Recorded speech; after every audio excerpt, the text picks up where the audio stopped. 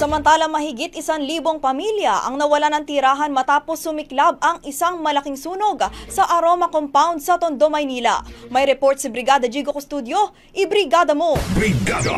Live report!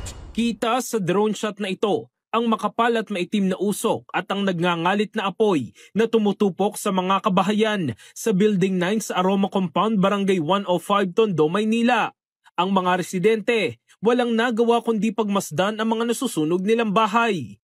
Pasado 9:00 kaninang umaga nang sumiklab ang sunog.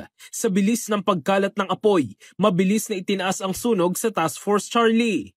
Karamihan sa mga bahay na nasunog, gawa sa light materials.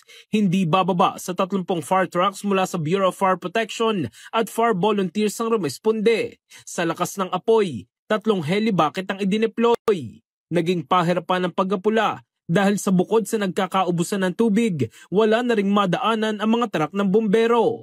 The challenge is, yung mga nauna, wala ng tubig.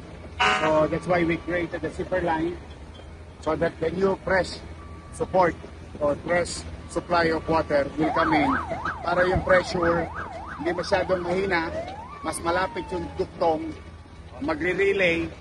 Wala namang napaulat na nasaktan o nasawi sa insidente. Pansamantala munang tutuloy sa mga eskwelahan at covered court na magsisilbing evacuation center ang mga nasunugan. I ordered an hour and a half ago to utilize nearby schools and barangay basketball court para akapin muna yung mga taong pamilyang biktima. Patuloy namang inaalam ng BFP kung ano ang pinagmulan na sunog at kung magkano ang halaga ng pinsala sa ari-arian. In the heart of changing lives, ako sa Brigada Jigo Custodio ng 105.1 Brigada News of Manila, the Music News Authority.